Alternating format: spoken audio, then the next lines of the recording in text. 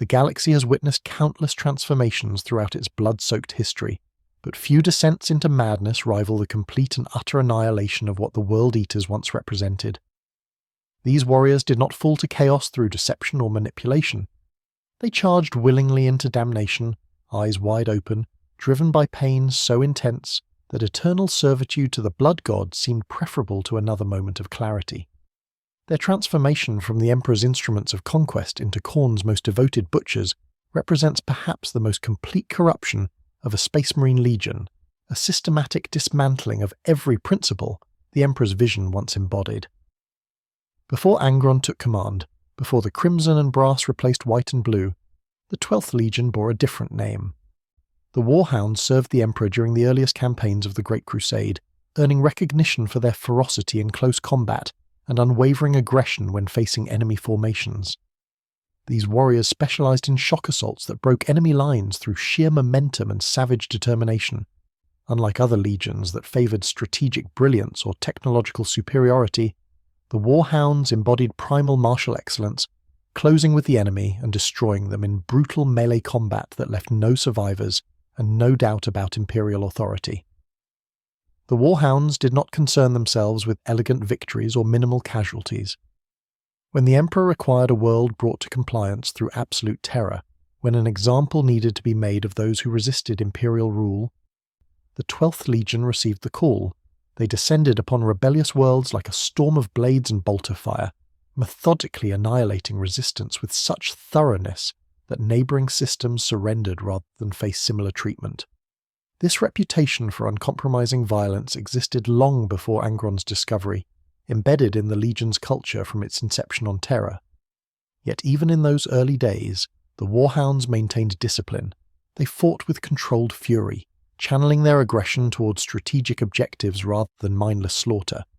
Officers maintained command structures, battle plans incorporated tactical flexibility, and the Legion functioned as a cohesive military force capable of coordinated operations with other Imperial forces. The Warhounds could be brutal, but brutality served purpose. They were the Emperor's instrument for demonstrating the cost of defiance, not rabid animals barely restrained from consuming everything in their path.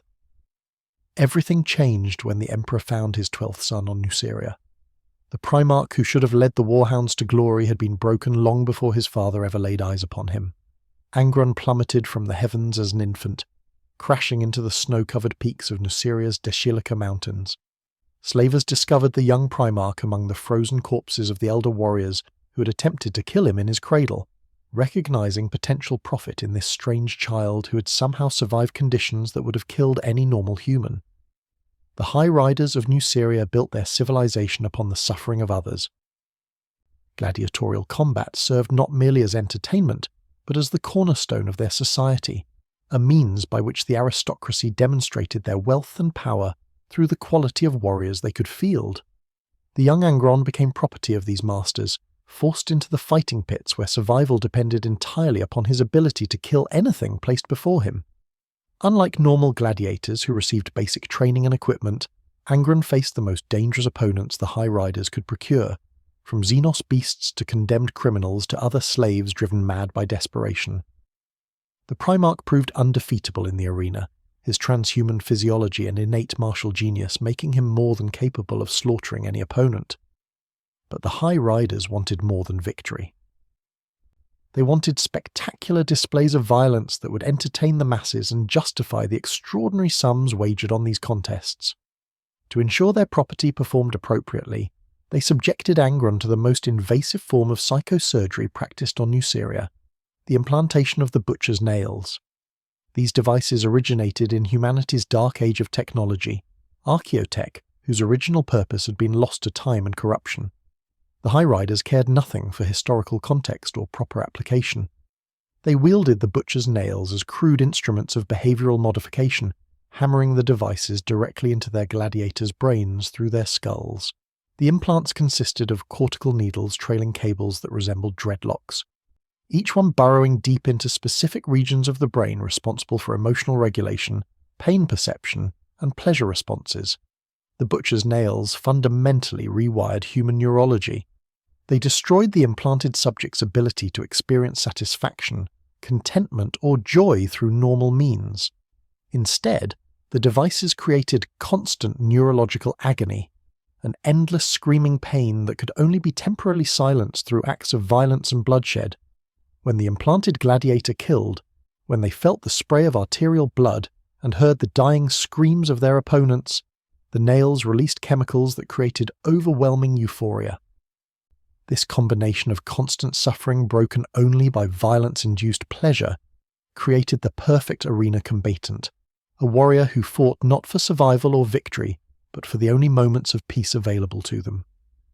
Angron endured these implants while still young enough that they permanently altered his developing Primarch's physiology. The devices meant to control ordinary humans instead became intertwined with his superhuman biology, the nails' tendrils spreading throughout his brain and spine until removing them would have meant death. They destroyed entire regions of his brain, obliterating his limbic system and insular cortex, the very structures that allowed beings to experience complex emotions and form lasting bonds with others. In their place, the nails substituted crude behavioral programming, rage when not fighting, ecstasy when killing, and endless pain in between. Despite this mutilation, despite the constant agony that defined his existence, Angron refused to accept his role as mere entertainment for the High Riders. He organized the other gladiators, speaking to them of freedom and dignity, even as the nails screamed inside his skull. When the High Riders realized their prized property had become a liability, that Angron intended to lead an uprising rather than continue performing for their amusement, they moved to have him killed, along with the other rebellious slaves. Angron responded by leading the gladiators in open revolt, slaughtering their way through the arena's security forces and escaping into the mountains. For years, Angron and his army of former slaves waged guerrilla warfare against the High Riders. They struck from the mountains, raiding for supplies and weapons, liberating other slaves whenever possible. The Nucerian authorities sent army after army into those peaks, and Angron destroyed each one through superior tactics and the desperate ferocity of warriors who knew capture meant torture and death. The gladiator army grew into a legend, proof that even the most downtrodden could rise against their oppressors if they found the courage to fight. The High Riders eventually recognized they could not defeat Angron through conventional military action. They assembled 5 armies, mobilizing virtually every soldier they could muster, and cornered the gladiators in a narrow valley. Angron and his followers prepared their own graves, fully aware this represented their final battle, but choosing death in combat over any alternative. They would die free, weapons in hand, taking as many of their former masters with them as possible before the end came. The Emperor arrived before that final battle could commence. He teleported down from orbit, appearing before Angron with offers of salvation and brotherhood. The Master of Mankind had found his son and intended to reclaim what belonged to him by right of creation. But Angron refused. He demanded the Emperor aid him and his brothers in their last stand to demonstrate that this supposed godfather cared about more than simply reclaiming another piece of property. The Emperor refused in turn. The mathematics of the situation were clear. Angron's gladiator army faced certain destruction against overwhelming odds, and the Master of Mankind would not risk his Space Marine legions in a pointless gesture of defiance against primitive human warlords. Instead, the Emperor teleported Angron away, ripping him from his chosen last stand and delivering him to orbit where the 12th Legion waited. The gladiators fought alone as the sun rose over Nuceria. They died to the last warrior, slaughtered by the 5 armies while their chosen leader watched helplessly from above. The Emperor rescued Angron's physical form but destroyed everything that made him more than a mutilated Primarch. He abandoned Angron's brothers and sisters, the only beings in the universe who had ever fought beside him as equals rather than viewing him as property or genetic accident. Angron never forgave that betrayal. When he took command of the 12th Legion, now renamed the World Eaters in reference to his vision of what they would become, the Primarch felt no connection to these gene-forged warriors who called him father. They wore his genetic legacy in their flesh, but they had not bled beside him in the arenas. They had not suffered under the High Riders' whips or known the desperate hope of the gladiator uprising. To Angron, the World Eaters represented everything he had fought against. Perfectly obedient soldiers serving a master they called God. The Primarch set about remaking his legion to reflect his own image and experience. He demanded they complete each conquest within 31 hours, the span of a single Nucerian day, and the time it had taken his gladiator army to achieve their greatest victory. This arbitrary deadline forced the World Eaters to fight with reckless aggression, prioritizing speed over strategy and accepting horrific casualties as acceptable costs. Worlds that might have been brought to compliance through negotiation or surgical strikes instead faced total war. Populations massacred when resistance extended beyond Angron's deadline.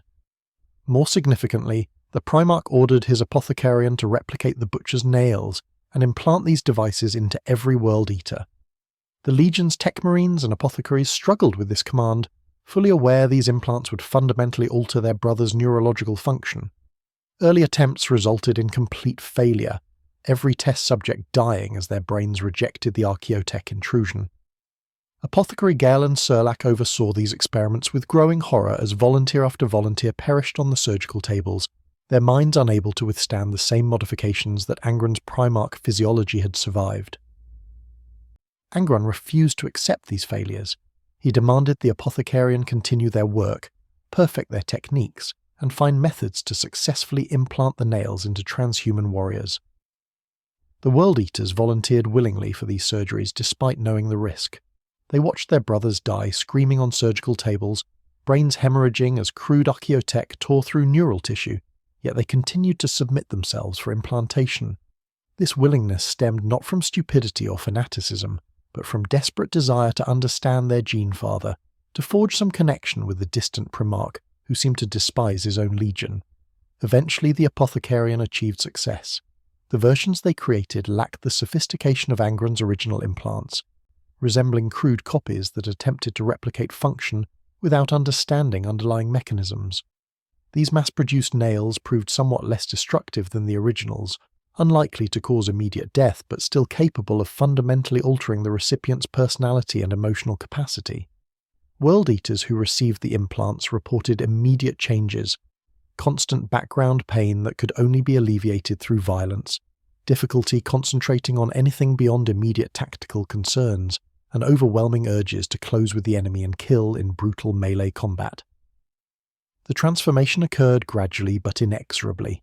World Eaters who once discussed philosophy or maintained personal relationships found these aspects of their existence fading away, replaced by obsession with combat effectiveness and kill counts. The nails dulled every sensation except rage and the ecstasy of violence, making it increasingly difficult to remember why they had ever cared about anything beyond the next battle. Space Marines known for tactical flexibility became single-minded berserkers who charged headlong at enemy positions without regard for casualties or strategic objectives. The gene-forged warriors designed to be humanity's ultimate soldiers became weapons aimed vaguely in the enemy's direction and triggered without consideration for consequences. The Emperor confronted Angron about these modifications, commanding the Primarch to cease implanting his legion with devices that clearly degraded their combat effectiveness and psychological stability. Angron ignored these commands entirely, continuing the implantation program in secret when ordered to halt it publicly. Other legions began reporting concerns about serving alongside the World Eaters, noting their increasing unreliability and tendency to continue attacking after objectives had been secured, slaughtering surrendered enemies and occasionally turning their weapons on Imperial Army units that attempted to restore order. The massacre at Genna demonstrated how far the World Eaters had fallen. After bringing the world to compliance within Angron's 31-hour deadline, the Legion proceeded to slaughter the entire population despite their surrender. 7 million civilians died over the following days as the World Eaters indulged in an orgy of violence that served no strategic purpose. When Imperial forces attempted to intervene, the World Eaters turned on them as well, killing anyone who stood between them and fresh victims. The nails had transformed the Legion into rabid animals barely distinguishable from the traitor forces they were meant to destroy. The Emperor dispatched Leman Russ and the Space Wolves to Malkoya to confront Angron directly. The Wolf King delivered the Emperor's ultimatum: cease the massacres, stop implanting his Legion with aggression-enhancing devices, and submit to discipline befitting a Primarch of the Imperium. Angron responded by challenging Russ to single combat, and the two Primarchs clashed while their legions watched in tense anticipation. The duel demonstrated both Angron's martial superiority and his complete inability to think beyond immediate violence. He defeated Russ in personal combat but allowed himself to become surrounded by space wolves in the process, so focused on killing his brother that he failed to recognize the tactical trap closing around him. Russ ordered his space wolves to stand down rather than execute Angron, hoping the lesson would sink in. Superior individual combat ability meant nothing if it left one vulnerable to coordinated enemy action. Angron interpreted this as victory, proud that he had bested the Wolf King while dismissing the larger strategic implications. The Emperor reprimanded his wayward son following this incident, but the pattern had been established. Angron would not submit to discipline, would not cease the modifications that transformed his legion into berserkers, and would not acknowledge any authority beyond his own suffering and rage. When Warmaster Horus turned against the Emperor and began the galaxy-spanning civil war that would become known as the Horus Heresy, Angron proved among the first to join the rebellion. The Primarch of the World Eaters harboured no loyalty to the Emperor who had abandoned his gladiator army to die on Nuceria. He cared nothing for Horus's grand visions of a new Imperium or philosophical arguments about the Emperor's failures. Angron joined the heresy for one simple reason. It gave him permission to indulge his rage without restraint, to turn the World Eaters loose against the Imperium that had tried to tame them. The World Eaters participated in the drop site massacre at Istvan Foe, where 7 legions supposedly loyal to the Emperor instead turned their weapons on their brothers. As the loyalist Space Marines landed on Istvan expecting reinforcements, they found only betrayal and slaughter. The World Eaters threw themselves into the killing with abandon, reveling in the opportunity to butcher their fellow Astartes without restriction or judgment. The nails sang in their skulls as they carved through the Salamanders, Iron Hands, and Raven Guard, each kill bringing momentary relief from the endless screaming pain. Following the massacre at Istvan, Horus dispatched Angron and the World Eaters to the eastern fringes alongside Lorgar and the Word-Bearers. This campaign, which would become known as the Shadow Crusade, had ostensibly strategic goals: delay the massive Ultramarines Legion from reinforcing Terra, prevent Robert Guilliman from bringing his forces to bear against the rebellion. But Lorgar harboured deeper intentions, purposes that transcended mere military objectives.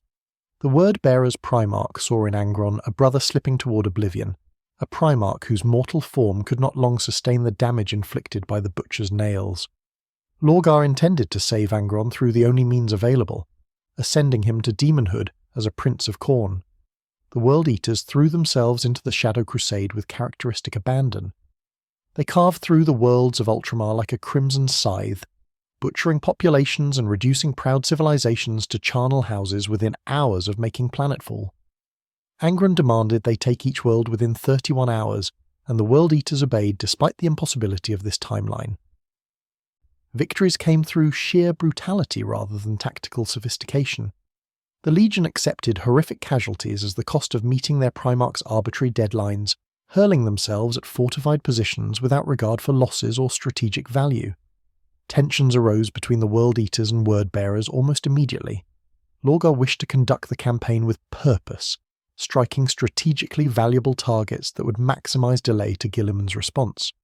Angron cared nothing for strategy or long-term planning.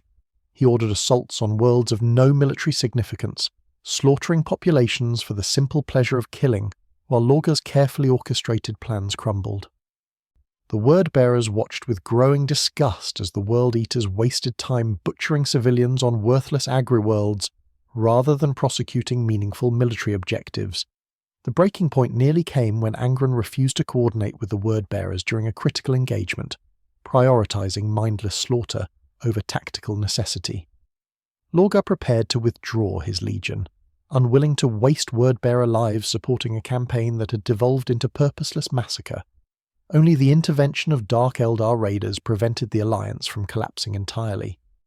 The Xenos assassins targeted Angron directly, recognizing the threat he represented and attempting to eliminate the Red Angel before he could ascend to his full potential.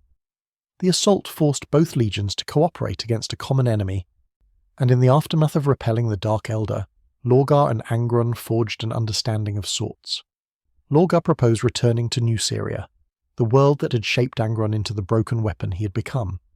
The Word-Bearer's Primarch presented this as an opportunity for closure, a chance for Angron to finally take vengeance against the High Riders who had enslaved and mutilated him. But Lorgar's true purpose lay deeper. He needed to conduct the rituals that would transform Angron into a demon prince, and Nuceria provided the perfect site for such an apotheosis. The world held meaning for Angron, significance that would strengthen the ritual. More importantly, the butcher's nails were killing the Primarch, slowly destroying his brain and body. Without intervention, Angron would die within years, if not months, his transhuman physiology finally succumbing to injuries that should have killed him decades earlier. The World Eaters descended upon Nuceria with apocalyptic fury. They massacred every living soul on the planet, erasing the civilization that had enslaved their Primarch. 7 million civilians died in the opening hours as the Legion indulged in an orgy of violence that dwarfed even their previous atrocities. Angron led from the front, personally butchering his way through the ruins of cities where he had once fought as a slave. The High Riders died screaming, torn apart by the Primarch they had tormented. Their palaces burned, their monuments crumbled, their civilization vanished beneath tides of blood and fire. Robert Guilliman arrived at Nuceria with a ragtag fleet assembled from surviving Ultramarines forces.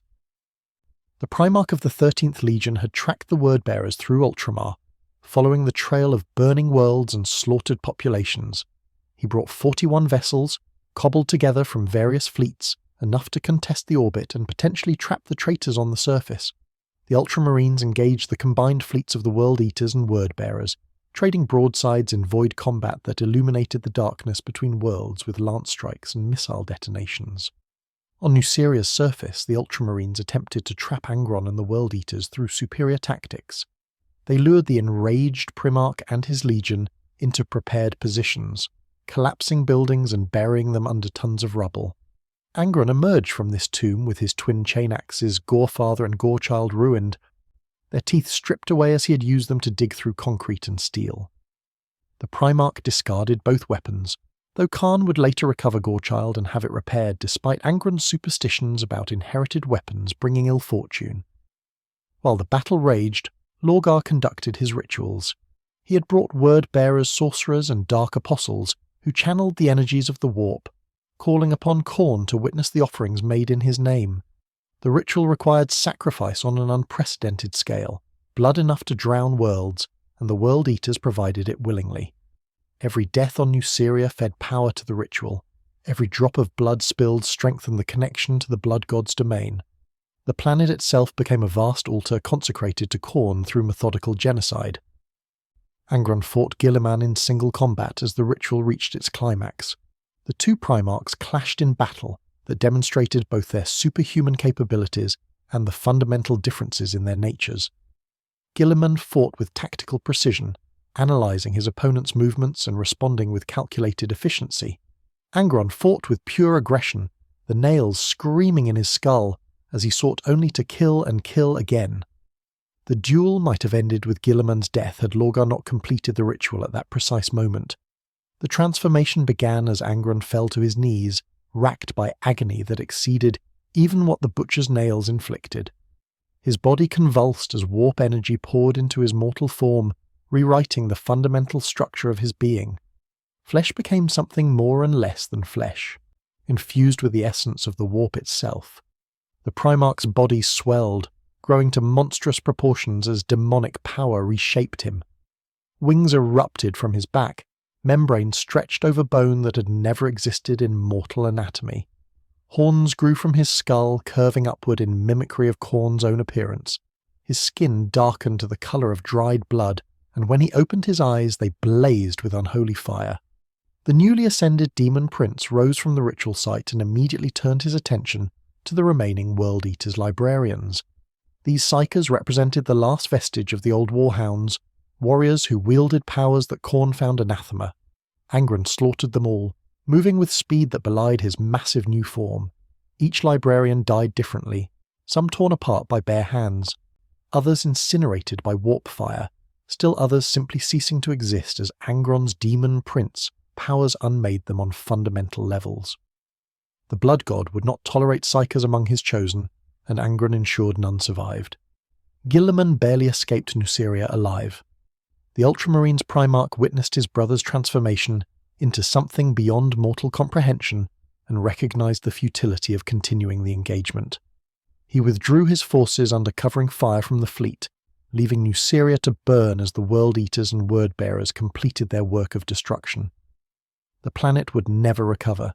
Its surface was scoured clean of life, reduced to lifeless rock by the thoroughness of the Legion's genocidal fury. The Shadow Crusade continued after Nuceria, but something fundamental had changed within the World Eaters. With Angron now a demon prince, the Legion lost what little restraint remained. They became completely untethered from reality, existing only to kill and kill again. The Nails drove them to ever greater heights of violence, while Angron's demonic presence amplified their bloodlust through sheer proximity. The Legion stopped even pretending to follow military doctrine or coordinate with allied forces. They simply attacked, hurling themselves at any available enemy with weapons raised and screams tearing from their throats. Horus summoned Angron to Ulanor to prepare for the final assault on Terra, but the World Eaters refused to answer. They had become uncontrollable, rampaging across the eastern fringe and butchering everything they encountered regardless of strategic value. Perturabo and the Iron Warriors eventually tracked them to the world of Deluge, where they found the population reduced to an enormous mound of corpses. Khan stood atop this pyramid of death, pleading with the Iron Warriors to leave before Angron arrived. When the Demon Prince appeared leading hordes of World Eaters and Cornity demons, Perturabo's forces barely escaped with their lives. Only the arrival of pursuing Ultramarines convinced Angron to finally travel to Ulanor and then onward to Terra. At the Siege of Terra, the World Eaters led assaults on the Imperial Palace walls with abandon that shocked even other traitor forces. They threw themselves against fortifications that had stood for 10,000 years, dying in their thousands yet always pressing forward. The Nails permitted no retreat, no hesitation, no moment of doubt. World Eaters charged through killing fields swept by defensive fire, their ranks thinning with each metre gained yet never breaking. They reached the walls through the simple expedient of walking over the corpses of their fallen brothers, using the dead as cover and stepping stones to close with defenders.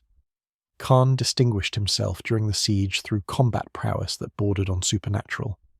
The Butcher's Nails had transformed him completely, erasing the thoughtful captain who had once served as Angron's equerry, and replacing him with a killing machine that existed only for the next battle. He fought Sigismund, the Emperor's champion, in single combat within the Imperial Palace itself. The duel demonstrated that while Sigismund possessed superior technique and blade work, raw Cornity power flowing through Khan made him unstoppable. Only Rogel Dawn's intervention saved Sigismund, the Primarch of the Imperial Fists swatting Khan aside like an insect, before Abaddon could rescue the wounded World Eater. When the Emperor defeated Horus and the traitor forces broke, the World Eaters were the last to retreat from Terra. They continued fighting even as other legions fled toward their ships, unwilling to abandon the battle while enemies still lived. Khan stood upon a mountain of corpses at the Lion's Gate, his body broken and seemingly dead from the countless wounds accumulated during the siege. His brothers carried his corpse away as they fought their way back to their landing craft, and only aboard ship did they discover he still lived. Whether Khorne breathed life back into his champion, or whether Khan's relentless spirit simply refused death remains unknown, but from that moment forward he enjoyed supernatural protection from his patron deity. In the aftermath of the failed rebellion, the World Eaters descended deeper into the Eye of Terror. They needed a home base from which to rebuild their strength and launch raids against the Imperium. The demon world of Skalathrax seemed ideal for this purpose, a planet existing in a stable pocket of reality within the warp storm, defensible and positioned for striking at Imperial space. Unfortunately, the Emperor's children desired the same world. The Third Legion sought Skalathrax for its ancient Eldar soul stones, artifacts their patron deity Slanesh could consume. When the World Eaters arrived to claim the planet, they found their former brothers already establishing bases on the surface. Negotiations between the legions deteriorated rapidly. Khan insulted the Emperor's children representative, mocking the excess and hedonism that defined the Third Legion. Captain Drieger of the Emperor's children responded by shooting Khan in the head, and both legions immediately opened fire. What followed became the bloodiest conflict between traitor forces since the heresy, World Eaters and Emperor's children battling for control of Skalathrax with fanatical intensity that left thousands dead within hours. The World Eaters seemed poised for victory despite heavy casualties. They pushed the Emperor's children back through sheer aggression, and refusal to acknowledge wounds that should have stopped them. Lucius the Eternal distinguished himself for the Third Legion by slaying numerous World Eaters' champions, but even his skill could not stem the tide of berserkers, hurling themselves forward without regard for survival. The World Eaters advanced kilometre by kilometre, leaving the frozen ground behind them carpeted with bodies from both sides. Then Scalathrax's night fell. The planet's rotation brought temperatures so extreme they could kill even space marines within minutes of exposure. Both legions immediately ceased fighting and sought shelter, recognizing that continuing the battle meant death from environmental conditions rather than enemy action. They took refuge in whatever structures remained intact, Emperor's children and World Eaters separated by mere meters, but unwilling to expose themselves to the killing cold. Many World Eaters tried to continue fighting despite the temperature, driven by the nails to attack regardless of consequences, but the cold helped Emperor's children noise marines hold defensive positions as frozen bodies piled in drifts. Khan witnessed his brothers seeking shelter and fell into the deepest rage of his existence. That the World Eaters would abandon killing even temporarily, that they would prioritize survival over adding more skulls to Khorne's throne, filled him with disgust beyond measure. He located a flamer and ignited the building where his brothers sheltered, burning them alive as they scrambled for safety. When his training officer Gruner tried to stop him, Khan beheaded the veteran without hesitation. The Chosen of Khorne then walked out into Scalathrax's murderous night and continued killing everyone he encountered.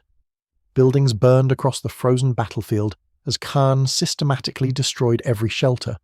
With refuge eliminated, World Eaters and Emperor's children were forced back into combat despite environmental conditions that killed them almost as quickly as enemy fire.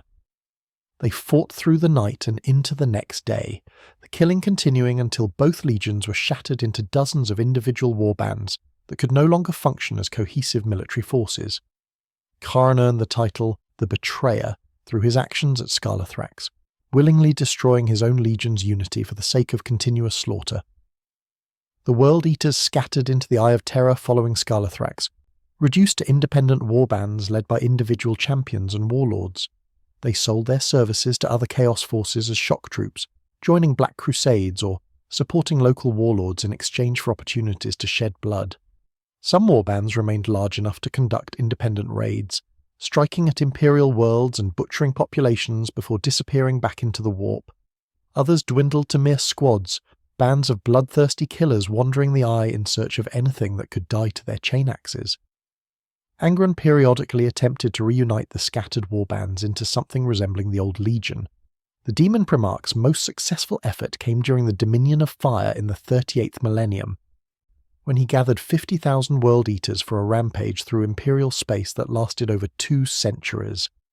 They conquered 70 sectors through sheer brutality, establishing a reign of terror that required 4 Space Marine chapters, 2 Titan legions, and over 30 Astra Militarum regiments to eventually halt. Even after Imperial forces retook most territories, pacification took 3,000 years as scattered World Eaters warbands continued fighting guerrilla campaigns that refused to acknowledge defeat. The First War for Armageddon in the 41st millennium saw Angron return to real space at the head of massive demon legions. He sought to transform the Hive world into a fortress of Khorne, converting its populations into blood offerings and its industry into weapons production for the Blood God's eternal wars. The World Eaters descended alongside hordes of bloodletters and other Khornate demons, reducing Armageddon cities to abattoirs within days of making planetfall. Only the intervention of the Grey Knights prevented complete catastrophe.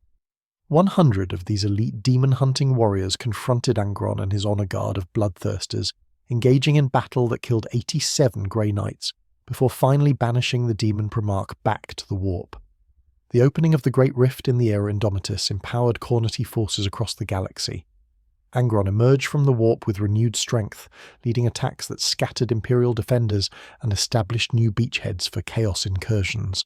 The World Eaters followed their Demon Primarch wherever he manifested, warband after warband converging to create temporary unified forces, before inevitably splintering again when the immediate battle concluded. They participated in the assault on Baal, threatened Ultramar during the Plague Wars, and struck at countless other worlds whose names have been lost to history. Modern World Eaters bear little resemblance to the legion that once fought for the Emperor during the Great Crusade. They have become monsters in power armor, their humanity burned away by 10,000 years of continuous warfare and the degrading effects of the butcher's nails. Many can barely speak coherent sentences, their mental faculties reduced to recognizing targets and killing them with whatever weapons come to hand. They eschew ranged combat entirely in favour of melee weapons that let them feel the spray of blood and hear the screams of the dying. Chain axes remain their weapons of choice, crude instruments perfect for the butcher's work they conduct across the galaxy. The World Eaters struggle to replenish their numbers following Scarlathrax. Few possess the facilities or technical knowledge required to create new Space Marines through traditional means. Instead, they rely on twisted Cornity apothecaries known as Berserker Surgeons, who perform crude psychosurgery on captives, transforming Imperial citizens and even captured Loyalist Space Marines into New World Eaters.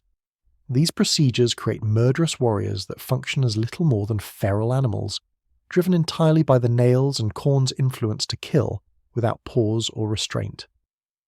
The definition of what constitutes a World Eater has expanded beyond Angron's genetic legacy.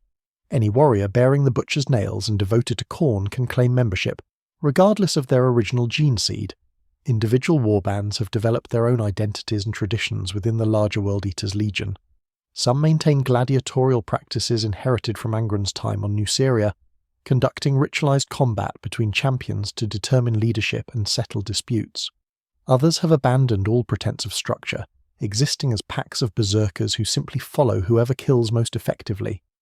Blood rituals occupy what passes for downtime between battles, warriors cutting themselves and each other in offerings to Khorne that temporarily soothe the nails' constant screaming. They compete obsessively over skull counts and kill tallies, each warrior striving to prove themselves most devoted to the blood god. Kharn the Betrayer has become the embodiment of everything the World Eaters represent. He wanders the galaxy in search of worthy opponents, caring nothing for strategy or long-term objectives beyond finding the next battle. Warriors who fight alongside him understand they stand equal chance of dying to his chain axe as to enemy fire, for Kharn makes no distinction between friend and foe when the killing starts. His reputation has grown to legendary status even among other Chaos forces, spoken of with mixture of awe and terror by those who have witnessed his capabilities. He fights with Abaddon's Black Crusades when the timing suits him, vanishes into the Eye of Terror for decades at a time, and periodically emerges to slaughter his way across Imperial space before disappearing again. The World Eater's transformation from the Emperor's instrument into Khorne's most devoted servants stands complete. They have become precisely what the butcher's nails were designed to create, perfect killing machines that exist only for the next moment of violence. Every aspect of their original purpose has been corrupted beyond recognition. The disciplined warriors who once served the Great Crusade are gone, replaced by howling berserkers who charge heedlessly toward any enemy without thought for tactics or consequences. The gene-forged champions meant to protect humanity now butcher it wholesale, viewing civilians and soldiers alike as nothing more than offerings for their chosen deity. Yet in their damnation, the World Eaters found freedom of sorts. The nails robbed them of peace, satisfaction, and every pleasure except the ecstasy of killing, but they also eliminate doubt, fear, and the burden of choice. A World Eater knows his purpose with absolute certainty. Kill until killed, add skulls to Khorne's throne, and glory in the spray of arterial blood that briefly silences the screaming in their heads. They are weapons that have achieved perfect alignment with their function, no longer troubled by questions of morality or purpose, because such concerns have been burned away by 10 millennia of continuous slaughter. The galaxy trembles when World Eaters emerge from the warp. Imperial worlds that detect their approach evacuate when possible, fortify when evacuation proves impossible, and prepare for total war when fortification seems inadequate. The World Eaters take no prisoners, accept no surrender, and show no mercy. They kill until nothing lives, then move to the next world in search of fresh victims. Behind them they leave only corpses and the smoking ruins of civilizations that existed for thousands of years before being erased in hours of methodical butchery. The tragedy of the World Eaters lies not in their fall to chaos, but in the recognition that their fall was never truly a fall. They were broken before they ever turned traitor, mutilated by the butcher's nails that Angron forced upon them in desperate attempt to forge connection with his gene sons. The Emperor's decision to accept a compromised Primarch, rather than attempting to repair the damage inflicted by the nails, sealed their fate. Horus simply gave them permission to embrace what they had already become. Khorne merely formalized the relationship between the Legion and violence that had defined them since Angron took command. The World Eaters did not descend into monstrosity. They were created as monsters, and spent decades pretending otherwise before finally accepting their nature. Now they rampage across the galaxy as Khorne's chosen instruments, adding skulls to the Blood God's throne with every world they ravage. Angron leads them when he manifests in real space, a demon prince whose very presence drives them to greater heights of violence. Khan exemplifies their ideals through his endless wandering and mindless slaughter. Countless war bands pursue their own campaigns of terror across Imperial space. The World Eaters remain what they have always been, the Imperium's most uncontrollable monsters, weapons that could never be tamed and have finally been allowed to pursue their true purpose without restriction or conscience. Blood for the Blood God, skulls for the Skull Throne, forever.